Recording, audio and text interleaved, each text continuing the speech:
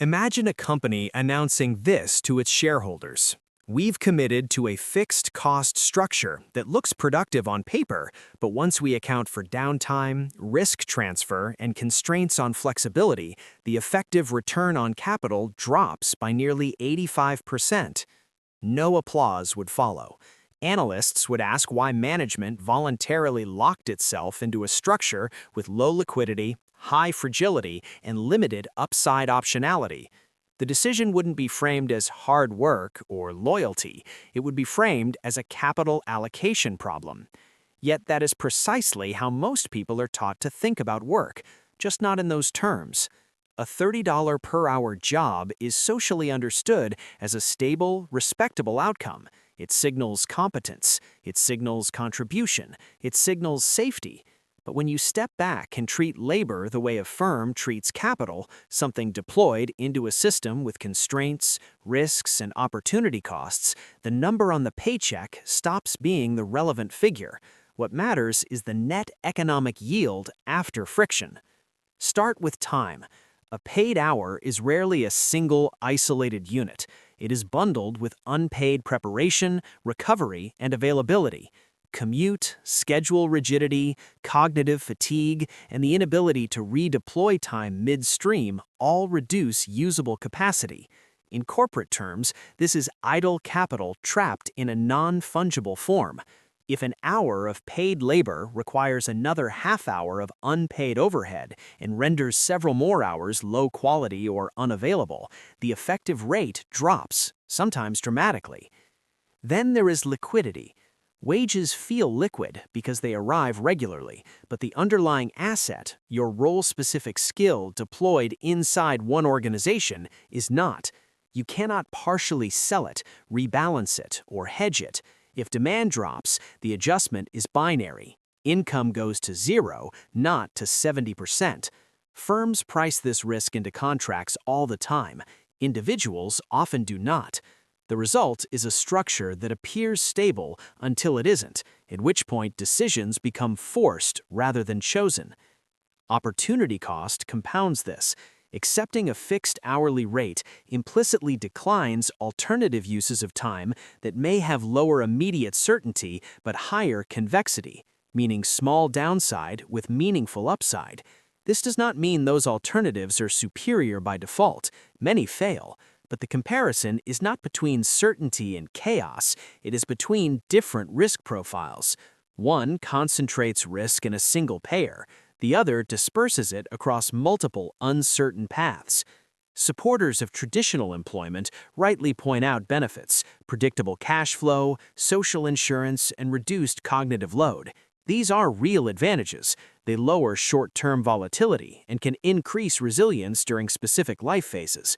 However, those benefits do not eliminate structural exposure, they simply postpone when it becomes visible. To see how this plays out, consider a non-dramatic scenario. No crisis, no collapse, just a mild income disruption. Hours reduced, bonuses paused, costs unchanged. Bills remain fixed, skills remain narrow, time flexibility is limited. The system doesn't fail catastrophically, it compresses, and compression is where hidden assumptions surface. In that compressed state, behavior changes, not because of poor judgment, but because systems under pressure force trade-offs. Liquidity constraints push people towards short-term decisions, taking overtime that degrades health, deferring skill development, avoiding calculated risks that might improve future optionality. In finance, this is known as path dependency. Early constraints narrow later choices.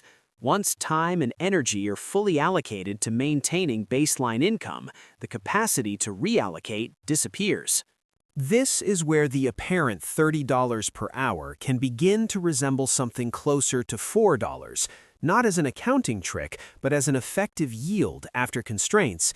If 8 hours of paid work require 10 or 11 hours of total cognitive and logistical commitment, and if those hours prevent parallel income generation, learning, or recovery, the marginal return of each additional hour declines. Not linearly, but asymmetrically. The first hours are productive, the later ones are defensive. Firms understand this dynamic well. They diversify revenue streams not because any single stream is bad, but because concentration amplifies fragility. Individuals, by contrast, are often encouraged to concentrate income in one role while diversifying consumption, multiple subscriptions, fixed payments, long-term obligations. The balance sheet becomes mismatched, variable income against fixed costs. In corporate risk management, that is a red flag. Human behavior reinforces this mismatch. Predictable pay encourages predictable spending. Over time, fixed obligations rise to meet income, not because of irresponsibility, but because stability invites optimization. Leases get longer, commitments get heavier. The system becomes efficient, but brittle. When variance re-enters through health issues, organizational changes, or industry shifts, the adjustment cost is high. This does not mean hourly work is inherently flawed. In certain configurations, it functions well. When hours are genuinely flexible, when skills are portable across employers, when fixed costs remain low, and when excess capacity is intentionally preserved, the structure can be resilient. Some professionals use stable income as a base layer, not a ceiling, maintaining liquidity buffers and optionality elsewhere. In those cases, the hourly rate is not the full story, but it is not misleading either. The risk arises when assumptions go unexamined, when stability is confused with safety, when predictability masks concentration, when the system is optimized for a narrow band of outcomes and quietly exposed outside it. These are not moral failures, they're design choices, often inherited rather than chosen. A useful lens is to ask how a decision behaves across scenarios, not just in the median case. What happens if income pauses for 3 months, if energy drops by 20%, if demand shifts slowly rather than suddenly? The answers are rarely catastrophic, but they are revealing. They show where flexibility exists and where it doesn't. Seen this way, work is not a virtue or a trap. It is a structure for deploying human capital. Like any structure, its performance depends on how it handles stress, not how it looks in calm conditions. When analysts evaluate a structure, they don't ask whether it feels productive. They ask where risk accumulates. In the case of hourly labor, risk tends to accumulate quietly in places that are hard to measure: recovery time, learning bandwidth, and the ability to say no. None of these appear on a pay stub, but all of them affect long-term yield. Consider recovery. Cognitive and physical fatigue are not just personal issues, they are system variables. A structure that consumes nearly all usable energy leaves no margin for adaptation. In markets, margin is what prevents forced liquidation. Without it, even small shocks require disproportionate responses. People in fully utilized systems often describe this as burnout, but from a financial perspective, it is simply operating without reserves. Learning bandwidth is similar. Skills depreciate at different rates. Some remain valuable across contexts. Others are tightly coupled to a specific process or organization. A role that pays well today but leaves little time or incentive to update skills may outperform in the short run and underperform over a decade. This is not because the work lacked dignity, but because the asset, human capital, was not reinvested. Second-order effects emerge here. Limited time reduces experimentation. Reduced experimentation limits information. Limited information increases reliance on default paths. Over time, the system becomes less responsive to opportunity, even when opportunity exists. None of this is intentional. It is the natural result of optimizing for immediate efficiency. There are, of course, countervailing cases. Some individuals use high-paying, time-intensive roles to rapidly build financial buffers, intentionally accepting short-term rigidity in exchange for future flexibility. When done deliberately, with clear exit criteria and liquidity reserves, this can be a rational trade. The key distinction is not effort level, but optionality. Is the structure expanding choices over time or narrowing them? Another often cited benefit of traditional work is social coordination. Teams, mentorship, and shared infrastructure can accelerate learning and reduce individual risk. This is valid. However, these benefits depend on alignment and duration. If coordination costs rise faster than skill transfer, or if exit becomes costly, the same structure that once amplified capability can later constrain it. The phrase $4 an hour is not a claim about wages, it is a description of effective value after friction, risk, and lost alternatives are accounted for. Two people earning the same nominal rate can experience vastly different outcomes depending on liquidity, flexibility, and system design. One may convert income into durable optionality. The other may convert it into fixed obligations that require continuous input just to maintain. This is why the analysis matters, not to dismiss work, but to understand it as a balance sheet item. Time is the asset, energy is the maintenance cost, income is the cash flow, constraints are the liabilities. When these elements are aligned, the system holds. When they are not, the gap is paid for quietly, over years, in reduced freedom of movement. The final question, then, is not whether a job is worth it, but how it behaves under variance. Does it degrade gracefully, or does it force binary outcomes? Does it preserve the ability to reallocate time, or does it lock it in? Those answers tend to be more informative than the headline rate. Viewed through this lens, the question becomes less about income and more about structure. A system that performs well only under narrow conditions is not fragile because it is wrong, but because it is optimized for a specific story about the future.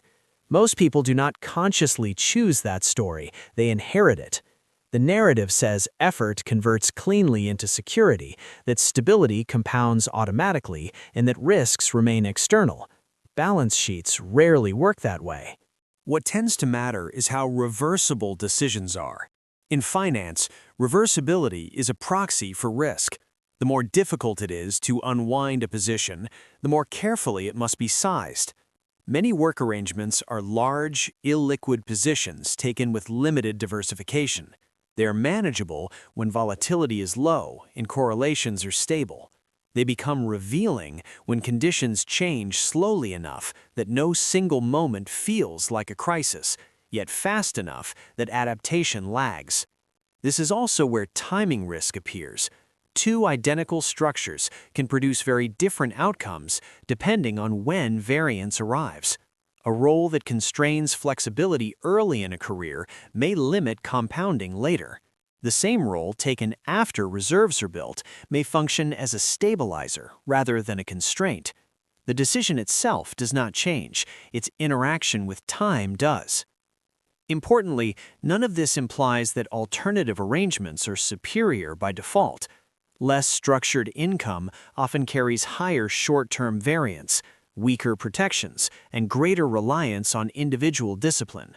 Many people underestimate those costs. Systems that look flexible can hide their own fragilities, particularly around coordination, health coverage, and income smoothing. Risk does not disappear, it relocates. The value, then, is not in replacing one ideology with another, but in applying a consistent framework. Treat work as capital deployment. Examine cash flow durability, downside protection, optionality creation, and exposure concentration. Ask where assumptions are embedded and whether they are explicit or implicit. Look not only at expected outcomes, but at tails, what happens at the edges. When framed this way, the conversation shifts. It is no longer about whether a $30 per hour job is good or bad. It is about whether the surrounding system converts that income into resilience or quietly trades it for rigidity. The same structure can produce stability in one context and fragility in another, without changing its headline terms. Seen clearly, work stops being a moral identity and becomes what it has always been, one component in a larger system that either absorbs uncertainty or amplifies it.